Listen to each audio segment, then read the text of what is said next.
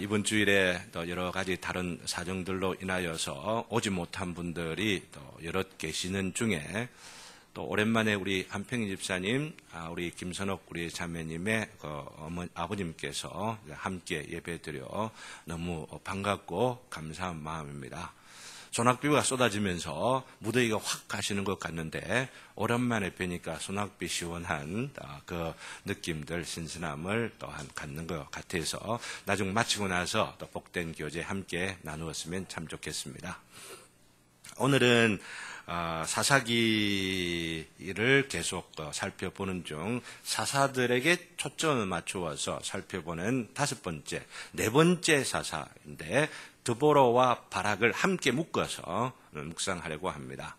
어떤 사사는 짧은데 그것을 예배 시간 한 번에 한 40분 만에 다 소개하려고 하고, 사실은 또 2장이나 되고 나중에 삼손 그리고 기드온 이건 석장 혹은 넉장 이렇게도 되는 것들도 다 한 40분에 압축하려고 지금 합니다. 하려고 하면 한도 끝도 없겠기 때문에 압축 딱 정리를 하려고 하는데, 너무나 잘 알고 있는 유명한 사사이고 또한 여선지자 되는 드보라입니다.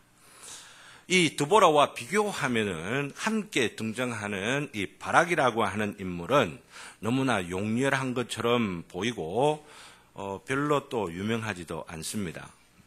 그 의미가 무엇일까 적용하지도 못하는 경우들이 있죠.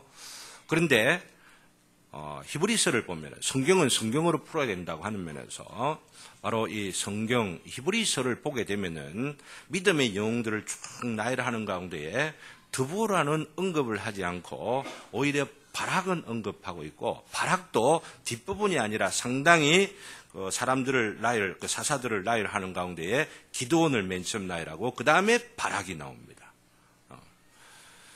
놀라운 일이라고 볼 수가 있어요. 물론 히브리서를 기록하는 사람의 취향이라 볼 수가 있지만은 그런 취향들을 하나님께서 활용하셔서 성경을 기록하는데 작용하셨다고 하는 것을 우리가 염두에 둔다면은 바락이라고 하는 사람을 우리가 만만히 보아서는 아니 되겠다 생각을 하면서 말씀을 읽어가는 것이 필요하다는 것이죠. 이런 평가들을 우리가 어떻게 이해하며 사사들을 통해서 특별히 오늘 드보라와 바락을 통해 배울 수 있는 교훈들이 무엇일까 생각을 해보면서 오늘 설교는 특별히 인물들을 중심해서 인물 연구 형식을 취하여서 살펴보려고 합니다. 그리고 상당히 많은 내용인데 짧은 이 시간에 압축해서 하려고 하기 때문에 여러분께 말씀을 드리고 싶은 것이 계속해서 강해되어지는 이 사사기를 미리 여러분들 읽어보시기를 바라고, 제가 이런 말씀 안 드려도 미리 보신 분들이 많이 있을 겁니다. 왜 그렇습니까? 하나님 나라 큐티를 통하여 지금 8월하고 9월에는 계속해서 사사기를 살펴보고 이번 주 남아있는 마지막 부분 지금 21장을 이번 주에 이제 끝내고, 말씀 나온 김에 뒤에 지금 9월부터 10월까지 2달 동안 하나님 나라 큐티 교재집이 나와 있기 때문에 2,000원밖에 안 합니다. 그리고 없으시다 싶으면 그냥 가져가셔도 괜찮습니다. 중요한 것은 하나님 말씀을 읽고 묵상하고, 그러면 그 말씀을 나의 피로 삼고 또 참 영양으로 삼는 것, 이것 없이는 그리스도인으로서 건강한 삶을 절대로 살 수 없다는 말씀 드리고 있습니다. 매일 여러분들이 새끼 밥을 먹는 것처럼 성경을 안 읽으면 난 밥 안 먹는다라고 하는 이런 각오로 성경을 대하여 읽으시는 것이 우리 몸 자라는 것처럼, 몸에 영양이 필요한 것처럼 우리 영혼도 이 말씀의 영양이 절대적으로 필요하다는 걸 아시면서 제가 하나님 나라 큐티 자꾸 이렇게들 이렇게 말씀하는 것을 좀 고깝게 여기시거나 불편한 마음들 없으시기를 바라면서, 어떻게 오늘 인물 연구를 하는 가운데에 양이 굉장히 많기 때문에 굉장히 압축하려고 합니다. 압축. 여기에 제가 강조한 것만 생각하면은 우리 한 집사님하고 우리 선욱의 아버님께서 이게 좀 너무 건너뛰는 것 아니야 이렇게 여겨지지 몰라요. 함께 같이 한 달 동안 이 사사기를 함께 묵상하지 아니했기 때문에.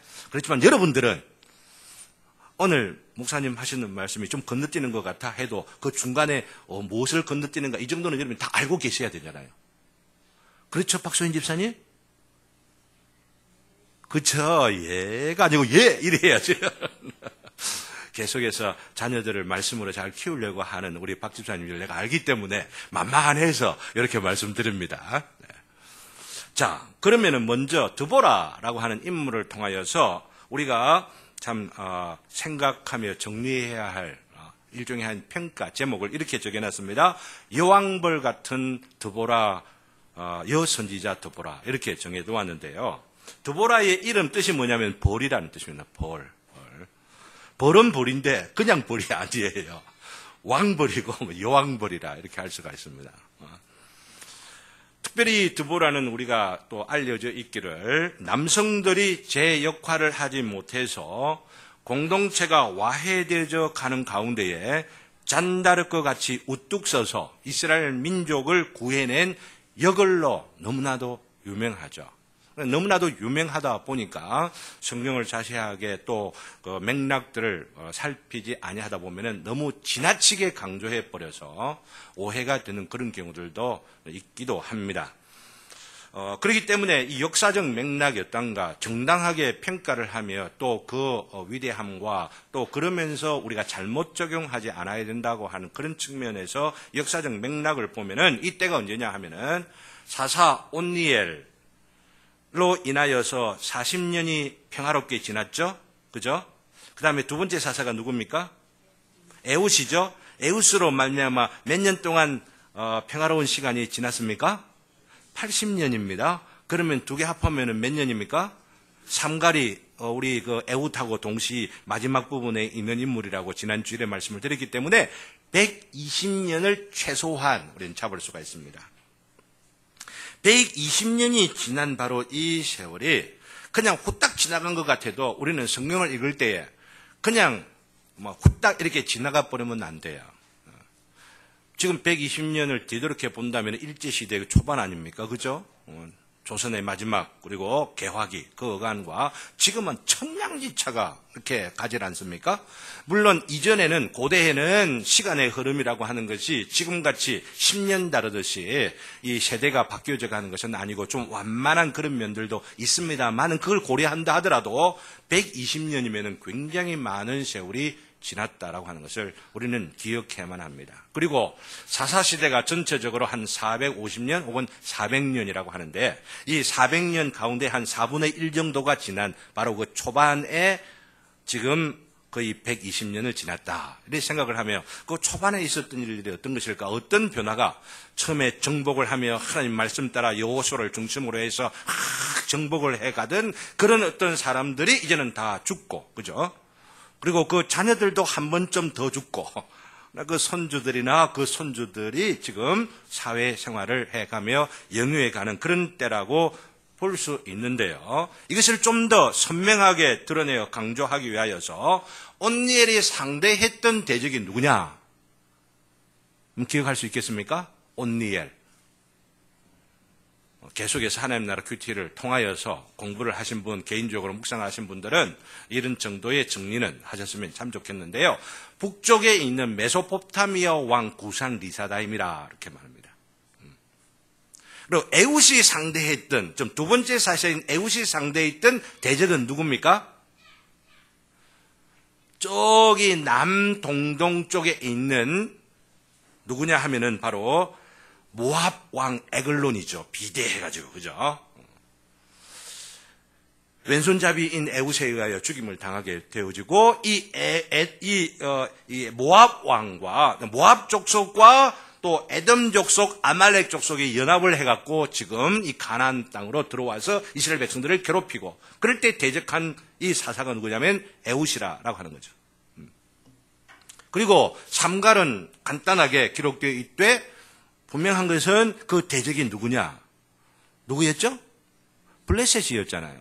근데 블레셋은 나중에 자주자주 그리고 굉장히 또 그 이스라엘과 대적하는 그 기간들이 많기 때문에 지난주에는 이 블레셋이 어떠한 경로를 통하여 이 가나안 땅에 들어왔느냐 이런 것들을 좀 자세하게 설명도 드리곤 했었습니다. 오늘 반복하지는 않으려고 합니다. 이 세 사사를 통하여서 대적했던 그 족속들이 북쪽 저기 남동쪽 저쪽에 블레셋은 해양적으로 와서 그 해변가에 있었던 것들을 생각하면 족보를 따지면은 지난 주일에 족보까지도 따졌는데 뭐예요? 가나안 땅에 이스라엘 백성들이 들어와서 다 쫓아내어라 했던 가나안 7족속에 속합니까? 속하지 않습니까? 하나도 안 속해요. 무슨 말 아시겠어요? 왜 안 속할까? 생각해 보세요. 왜 안 속했느냐 하면 이걸 알아야만 한다는 거죠. 여호수아를 중심으로 해서 하나님의 말씀에 충실하여 신앙으로 충만했던 이들이 가나안 이 7족속을 진멸하고 그러면서 멸족시키고 또한 몰아내고 힘을 다하고 이러고 있을 때에 비록 어떤 사람들은 남겨두고 쫓아내지를 아니하고, 그죠?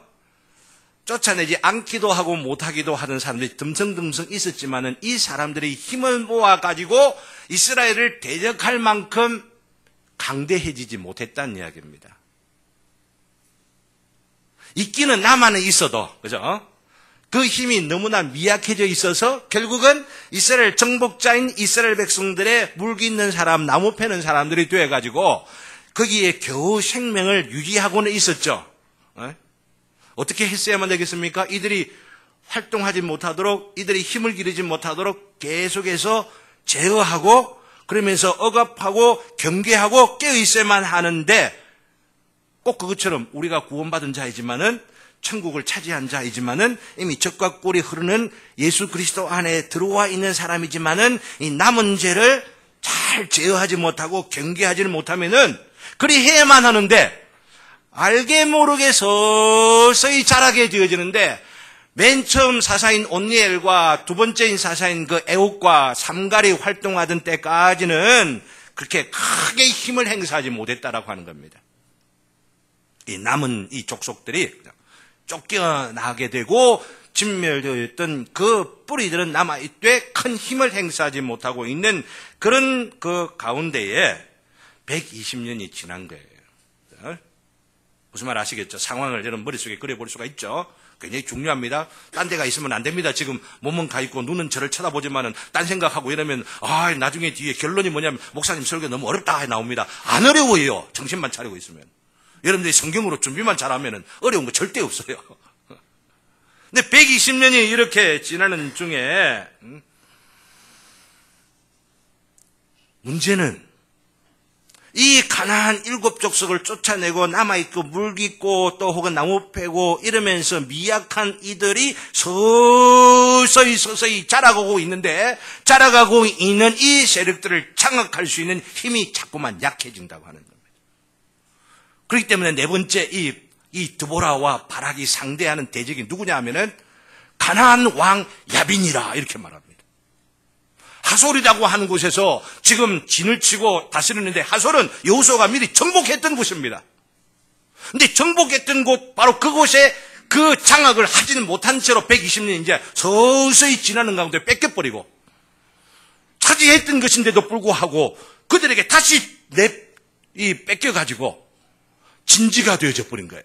큰 힘을 행사하도록 해가지고 이스라엘 백성들을 이제는 목을 조리면서 이스라엘 백성들을 오히려 뒤집어 놓으려고 지금 세력을 연합을 해가지고 이스라엘하고 전쟁을 지금 이렇게 불러일으키는 바로 그런 일들이 있게 되어진 것이죠.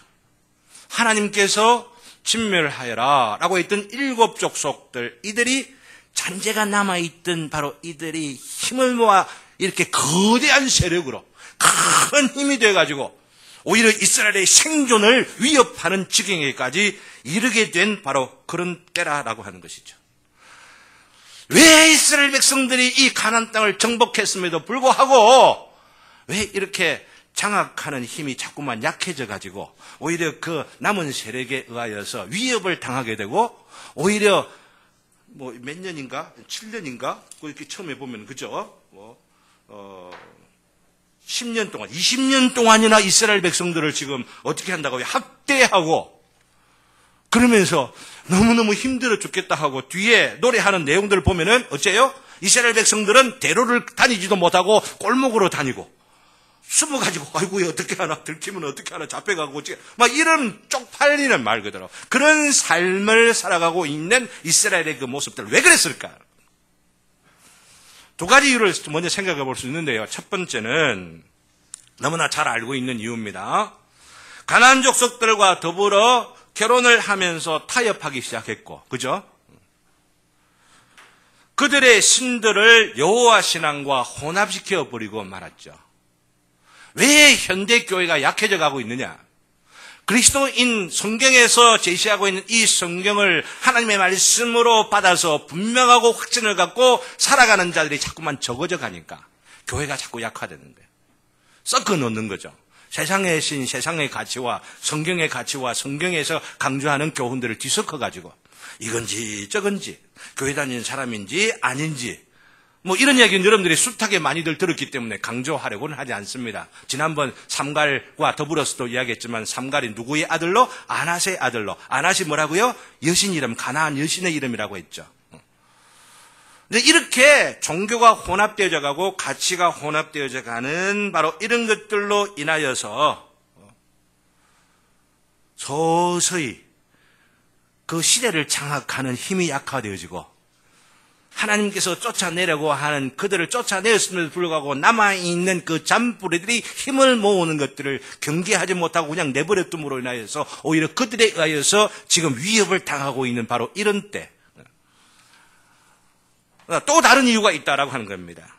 그 또 다른 그 이유가 뭐냐면은 왜 백성들이 이 세상과 타협하고 우상숭배를 하게 되었을까? 그보다 더 근본적인 이유로 들어가자라고 하는 겁니다. 왜 그 근본적인 이유가 뭘까요? 여러 가지 측면에서 이야기하지만 오늘 본문과 관계해서 오늘 또 제가 말씀드리는 것과 관계해서 말씀드리려고 하는 것은 남자로서의 역할을 제대로 하지 못하게 되니까 그 공동체가 남자를 통하여서 남성을 머리로 하여 그 질서를 잡아 그 질서로 인하여서 하나님의 영광을 드러내고 하나님의 성품을 드러내고 이 만방 가운데 하나님의 영광이 어떠한 건지를 드러내고자 하셨는데 그 머리가 지정신이 없는 거야 지금. 그 역할을 해야 할 남자들이 똑똑하지를 못하고 자기의 역할과 사명이 뭔지를 모른 채로 살아가는 사회가 되다 보니 각 지파마다 힘이 약해지게 되고 그 지파의 그 우두머리들이 지금 우리 자녀들을 어떻게 키워야만 할지 어떤 사명을 가지며 이들을 양육하며 다음 세대를 책임지도록 해야 될지 이런 것들에 대한 비전들을 잃어버리게 되고 질서가 와해되져 가고 있는. 특별히 남자라는 측면만 아니라 남성 지도자들의 역할을 제대로 하지 못했기 때문이다. 이런 말씀을 드리려고 하는 겁니다. 바로 이런 형편에서 하나님께서는 여성을 들어서 이스라엘 민족을 구원해 내시는 겁니다. 남성들이 제 역할을 하지 못하면은 언제든지 하나님께서는 남성들이 해야 할 그 일을 여성들로 말미암아 하게 하십니다. 여러분들 아셔야만 해요. 이런 면에서 생각들을 하면은 이 시대라도 여 목사가 있어야 할지 모르겠다 이런 생각들을 해보기도 합니다. 그러나 저는 여 목사 제도를 인정하지 않습니다. 우리는 고신 우리 교단과 관계해서요. 저는 그래도 아직은 남자들이 살아있다 생각하고 남자 목사들이 제 역할들을 하는 분들도 계시다고 생각하기 때문에 또 다른 원리로 여자 목사 제도를 인정하지 아니하지만은 이런 측면에서라도 왜냐하면 많은 분들이 드보라를 들어갔고 드보라가 이렇게 했으니까 여자 목사 필요하지 않냐 이렇게들 이야기하는 분들도 계시기 때문에 그건 너무 지나친 적용이다 이런 말씀을 좀 드리면서 그러나 그런 것들을 제가 경계하면서도 목사가 제대로 된 목사가 남자들 가운데 없으면 하나님께서 여자 목사 들어서 사용하신다라고 하는 거예요. 그런 때가 오지 않기를 저는 바라는 겁니다. 그러니 저에게 주신 경계인 줄 알고 주님 내가 똑바로 정신 차려서 남자로서 목사로서 제대로 좀 사역하게 하여 주시옵소서. 이런 기도들을 드리고 있는데 여러분들도 좀 기도를 좀 들으시고 제가 아니면은 모든 목사님 남자 목사님들이 목사지 제대로 못한다 싶으면은 여러분들 가운데 하나님께서 주시는 성령에 의하여서 이 시대를 나에게 맡겨 주시옵소서. 이 시대를 나로 말미암아 하나님 뭔가 뒤집어 놓을 수 있도록 하나님 영광을 위하여 내 여자라 하더라도 나를 들어 사용하여 주시옵소서. 이런 마음들이 있어야만 되죠. 그렇죠? 여성이라 하더라도 하나님께서 남자보다 더 위대하게 사용하시는 일들이 하나님께서 못하실 게 뭐가 있어요? 여성이 아니라 그냥 마른 막대기도 들어갖고 막 세상을 뒤집어 놓으시는 분이신데, 하나님의 생명으로, 하나님의 이 형상으로 만드신 남자 아닌 여자라 하더라도 못하실 게 뭐가 있어요? 우리 집안 일으키는 데 있어서 남자 아닌 여자가 못할 게 뭐가 있어요? 그렇잖아요.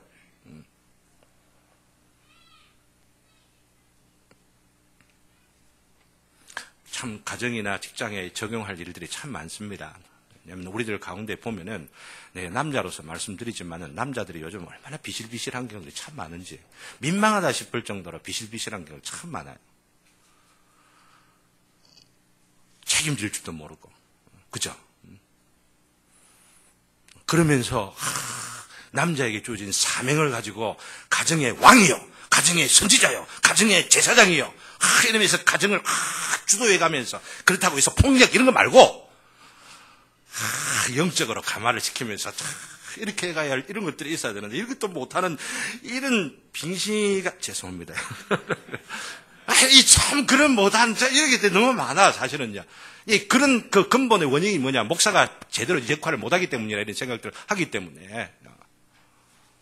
성경에 하나님께 주시는 남성의 역할, 여성의 역할, 하나님의 형상으로서의 그 역할들을 이렇게 해가는 것들을 목사가 제대로 가르쳐야만 되고, 이런 목사가 제 역할을 못하면 여자 목사라도 하나님께서 세우셔가지고 일을 하실 것이라, 이런 말씀을 드리는 겁니다.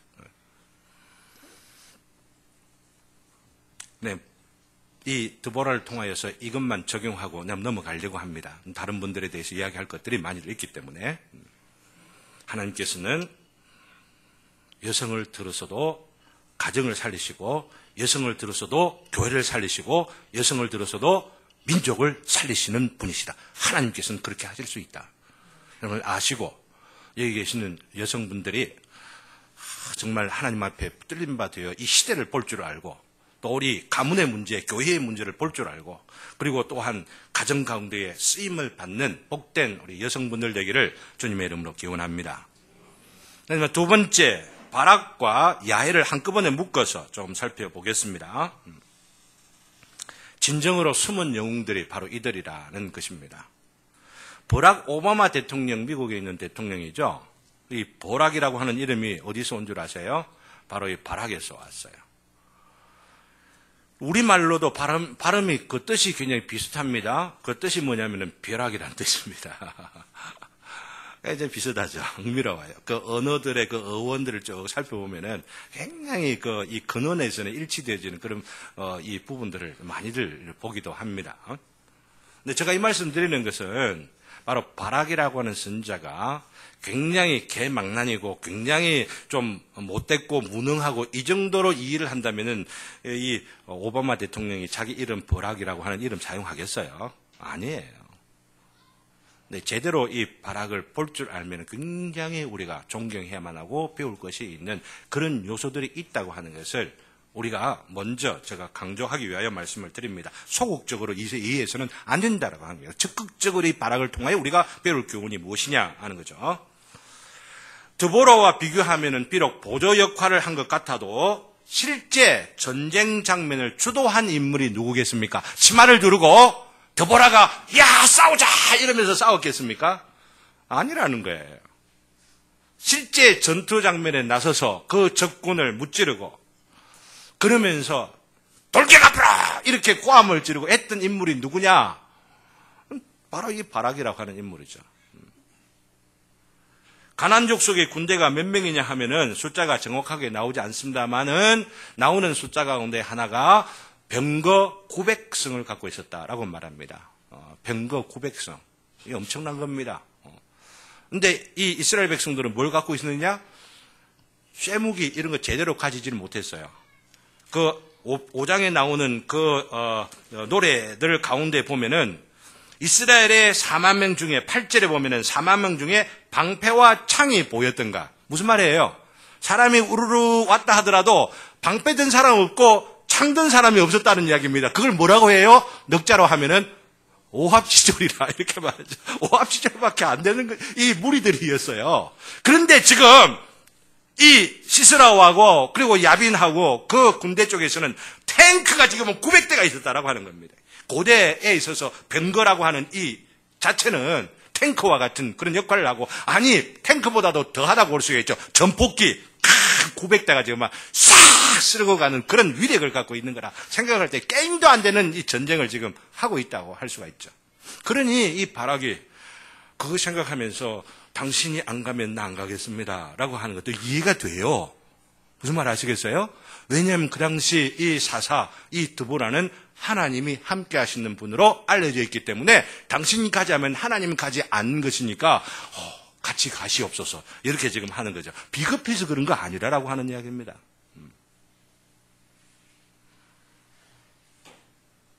과연 하나님께서 이 전쟁을 승리케 하시는데요. 그 전투 장면을 보면은 4장 15절에 여호와께서 4장 15절 한번 읽을까요? 4장 15절. 한번 봅시다. 다 같이 읽읍시다. 다 같이 시작. 여호와께서 바락 앞에서 시스라와 그의 모든 병거와 그의 온 군대를 칼날로 혼란에 빠지게 하시매 시스라가 병거에서 내려 걸어서 도망한지라. 그리고 5장 20절에 봅니다. 보시죠. 병거가 지금 900승이나 되는데 그 온 군대를 칼날로 혼란에 빠지고, 무슨 칼날로 지금 혼란에 빠지게 할까요? 이 칼날이 누구의 칼날일까요? 자기들끼리 치고 막 받고 이러는 거예요, 지금. 병거를 900승이나 갖고 왔는데 이 900승이 서로가 막 이렇게 서로 얽히고 설키고 그래가면 서로 죽이고 막 이러는 일을 누가 지금 하셨다고요? 하나님께서 지금 하신다는 거죠. 그리고 5장 20절 한번 보세요. 이 노래 가운데에 나오는 겁니다. 시적으로 표현을 해주었습니다. 20절 다 같이 시작. 별들이 하늘에서부터 싸우되 그들이 다니는 길에서 시스라와 싸웠도다. 별들이 싸웠대요. 별들이 어떻게 싸워? 이건 시적인 표현이죠. 별과 같은 권세가 하늘로부터 드러나가지고, 하늘부터 드러나면 어떤 것이 들어가겠습니까? 벼락이 치고 천둥이 치고 막 이렇게를 하고 있는 거죠. 간단하게 좀 자세한 그 지역이나 이 지형 뭐 아니면은 그 지명 같은 것들을 우리가 좀 더 깊은 긴 시간들이 있으면 또 설명들도 해야 할 필요가 있을지 모르지만은 지금 이스라엘 강은 대부분 보면은 건기면은 말라 있습니다. 거의 강이 없어요. 단단해요. 병거가 확 달려갈 수가 있죠. 근데 이렇게 달려갈 수 있는 바로 여기를 몰고 이스라엘 백성들을 지금 시스라 군대 장관이 900승의 그 마차를 가지고 확 두두두두두두 하면서 이렇게 가는, 그러면서 전쟁은 이제 끝났다고 생각되는 그 가운데에 갑자기 하늘에서 번개가 우르르르 쾅쾅쾅쾅 비가 막 쏴 쏟아지면서 거기 가고 있는 그 마른 땅이 어떻게 되겠어요? 진풀이 돼버리는 거예요. 물이 지금 폭우가 쏟아지면서 물이 확 오면은 병거가 소용이 있을까요, 없을까요? 푹 빠지면서 달리지를 못하는 거예요. 서로가 꼬이고 서로가 지금 얽히고 이래가지고 꼼짝달싹 못하고 있는 그런 가운데에 하나님께서 막 어둠을 갑자기 막 올려냈는지 그런 자연경을 통해 두려움과 겁이 나가지고 옆에 치게만 막 이렇게 하면서 서로가 칼날을 치고 이랬던 그 상황들이 여러분들 이해되십니까? 그런 일들이 있었다고 하는 겁니다. 사람의 의지하고 자랑하는 것이 아무것도 아님을 하나님께서 여기서도 분명히 보여주고 있다고 하는 겁니다. 전쟁은 하나님께 속한 거기 때문에 하나님께서 함께하기를, 선지자와 함께하기를 소망하면서 전쟁에 나선 바로 그 바락에게 위대한 승리가 주어진 것을 우리는 기억해야만 하는 겁니다. 하나님께 있는 것이죠. 놀라운 것은 이렇게 하나님께서 이스라엘 편을 들어 사용할 때, 싸우실 때에 바락과 함께 따라 나선 지파가 있었고 전혀 그렇게 하지 않았던 지파들이 있었다라고 하는 겁니다. 이게 지금 앞에 말씀드렸던 이 지파가 와해되어져 가고 있는 모습입니다. 하나님의 말씀과 그 지도자들에 의하여서 헌신하는 지파들이 있었고 그렇지 못한 지파들이 있어 와해되어져 가고 있는, 바로 이러한 때 14절부터 4장 14절부터 5장이죠. 5장 14절부터 15절 중반까지는 협력한 지파들을 기록하고 있고 언급하고 있는 반면에 15절 중반부터 15절 중반이 어디냐면은 르벤 시내가에 큰 결심이 있었다고 하는데 이 결심을 통해 우리가 나가서 싸우자 이런 결심이면 얼마나 좋겠습니까? 뒤에 나오는 물건이 우리는 죽어도 안 간다. 저 이런 우리 싸움하고는 전 관계없다. 저 사람들은 저 집파하고 막 자기들끼리만 싸우는 것이지 우리하고는 관계가 없어. 이러면서 싸우러 나가지 않았던 사람들이 거기에 보면은 루벤 그리고 뒤에 길르앗 그리고 여기 보면 단 그리고 아셀 뒤에 17절까지 계속 나오잖아요. 그래서 23절에 이어지는 23절을 보면은 뭐라고 합니까? 23절 다 같이 하면 있습니다. 다 같이 시작.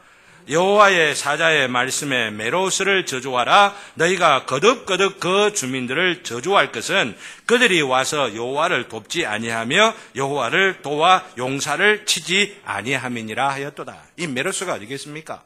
참여하지 못한 지파들 속에 속하였던 성읍 한 도시를 말하고 있는 것이죠. 하나님 편에 서서 지금 일어나고 있는 싸움, 지금 벌어지고 있는 이 전투에 힘을 다하여 헌신하며 싸워야만 하는데 싸우지 않는 한 도시 한 사람을 두고 뭐라고 말하고 있냐면은 메로스를 저주하라. 두 번이나 반복하고 있죠. 그리고 그 이유도 두 번이나 이야기를 하고 있습니다. 그 이유를 두 번이나 뭐라고 합니까? 여호와를 돕지 아니하며 하나님의 편에 선 용사들을 하나님의 편에 선 사람들을 돕지 아니하면은 하나님을 돕지 아니하는 것이라 이렇게 분명히 말하고 있잖아요. 그래서 두 번이나 말하며 여호와를 도와 용사를 치지 아니하미로라 말하고 있는 겁니다.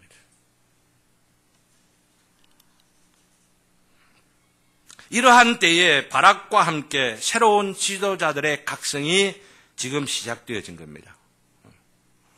어떤 지파는 어떤 지도자들이 정신이 없어가지고 시대를 읽을 줄도 모르고 지금 어느 편에 서야 할지도 모르고 편안하게 아이고 불편하다 싶어가지고 전혀 관심을 안 가지고 끼어들지 않으려고 하는 큰 결심을 하면서 각오를 하면서 뻔뻔스럽게 살아가고 있는 자들이 있는가 하면은 어떤 지도자들은 지금 드보라를 통하여서 여승지를 통하여서 하나님께서 이루어 가시는 일 바락 장군을 통하여 지금 하시고자 하는 바로 그 일 가운데 내가 참여하지 못하면 우리 가문이 불쌍해.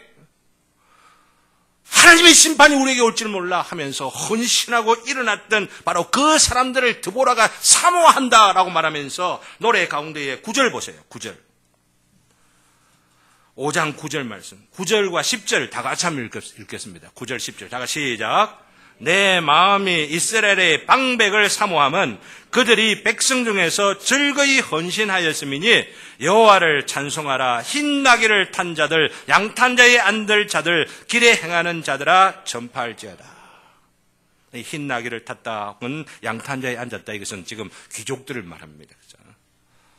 낙이 타고 갈 정도의 수준을 갖고 그 부와 귀를 나름대로 하는 그런 분들이 얼마나 아름다운지 얼마나 존귀한지 이들의 헌신과 이들의 모습들을 전파하고 아뢰면서 격려하고 고무시키고 백성들을 깨어 일어나도록 하며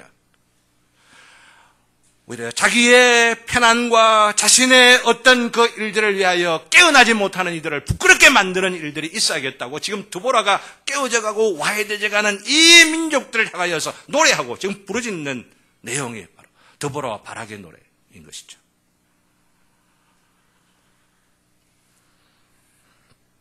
저는 직분자들이 우리 한국교회에 제대로 일어나기만 하면은 난 문제가 없어진다고 생각합니다. 제가 한 달 뒤면은 그 사랑의 교회에 또 갱신위원회 쪽에 설교해달라고 해서 가지만은 내가 이 말씀 드리는 것은 사랑의 교회 옥하는 목사님이 잘못한 것들, 잘하는 것도 있지만 잘못한 것 중에 하나가 평신도를 깨운다라고 하는 책을 써서 잘한 부분도 있지만은 평신도를 깨운다고 이것 때문에 직분자가 깨어나야 된다라고 하는 이걸 강조하지 못한 것.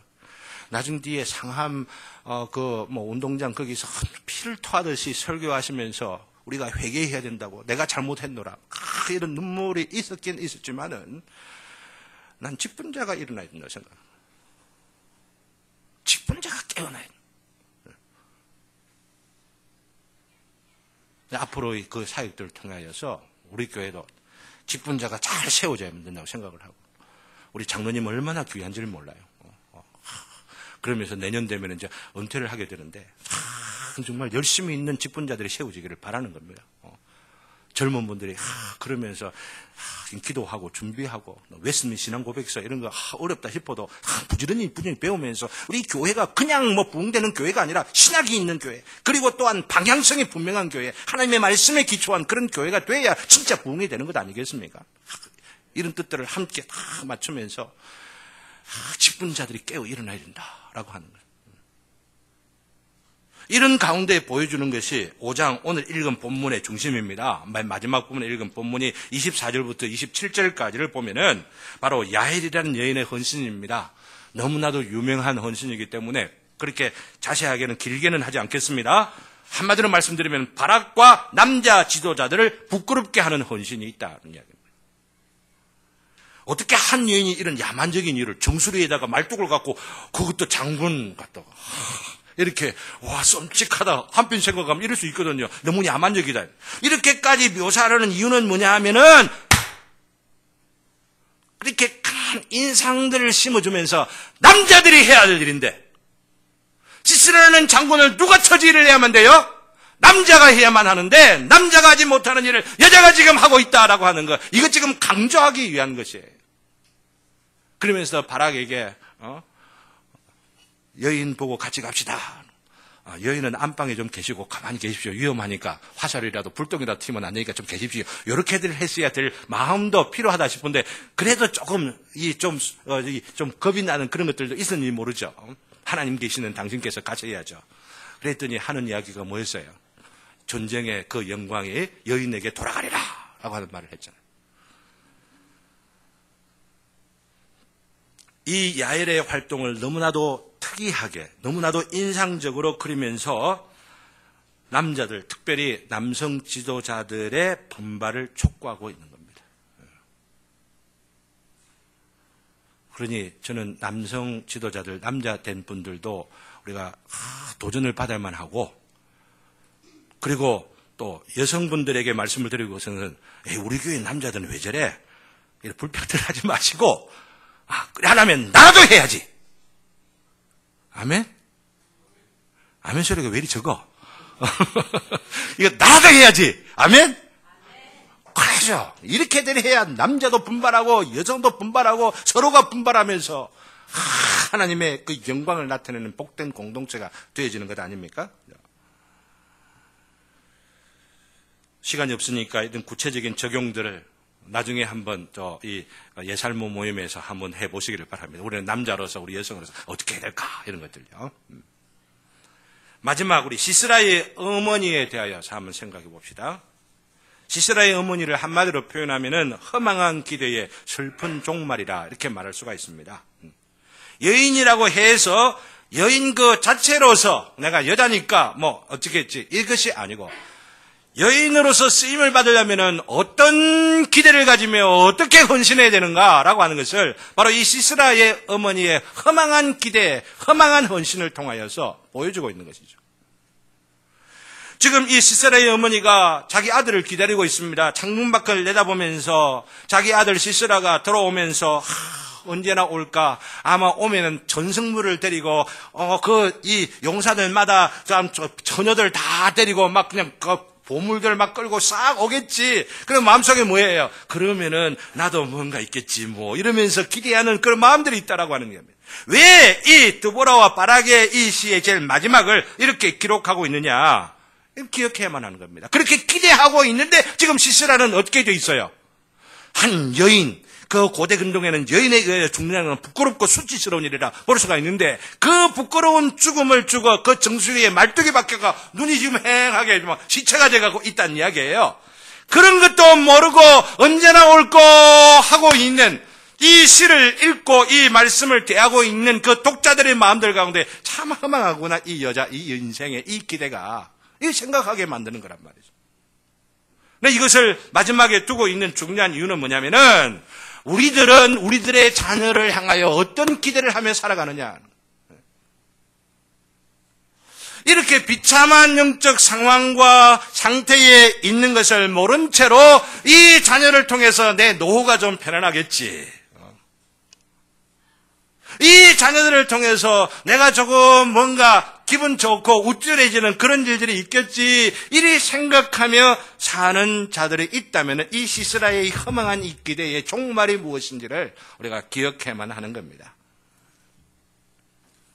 시간이 갔기 때문에 결론을 내립니다. 그 결론이 바로 오늘 말씀 맨 마지막에 나옵니다. 31절의 말씀을 보면 이게 결론입니다. 31절을 다 같이 읽습니다. 시작.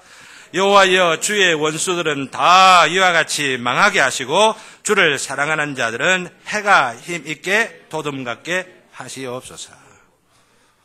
시스라의 어머니와 같은 허망한 기대를 하며 실망과 슬픔의 그 종말을 맞지 않기 위해서는 우리 자녀들이 어떻게 되기를 바라는 마음 또한 있어야 되겠어요? 주를 사랑하는 자들은 해가 힘있게 도둠같게 하시옵소서 하는 이 기대, 이런 기대, 우리 부모들이 우리 자녀들을 향하여 가져야만 되고, 자녀된 여러분들은 무엇을 기대하며 소망하며 살아가고 있습니까? 여러분들은 시스라의 어머니처럼 또 허망하고 헛된 것들을 기대하면서 쥐었다 하지만 절대 잡히지 아니고, 잡았다 하지만 스물스물 빠져버리는 이 삶의 허망한 것들을 쫓아서 살아가려고 하는 것들은 아닙니까? 그러나 해가 도둠같이 환하게 올라오는 그 햇살처럼, 아무리 세상이 어둡고 이 세상이 와해되어가고 이 세상에 터가 무너져 간다고 생각되면서 불의와 불법이 횡행해져 간다고 할지라도 이 시대가 허무하고 허망하고 의미가 없는 정말로 어리석은 사람들의 삶의 이 노래들이 땅 가운데 지금 차고 넘친다 할지라도 그 어둠을 박차고 환하게 햇살처럼 일어나게 되는 복된 일들이 주를 사랑하는 일로 인하여서 역사가 이루어질 줄로 믿습니다. 우리 천국 제자들 교회가, 천국 제자들 교회에 속하여 있는 성도들이 주를 사랑하는 자 되어서 해가 도둠같이 이 시대를 비추고 다음 시대의 그 어둠들을 오히려 억누르면서 하나님의 나라를 향하여 진전해가는, 진군해가는 저와 여러분들 되시기를 주님의 이름으로 기원합니다. 이 말씀을 기억하면서 다 같이 찬송 500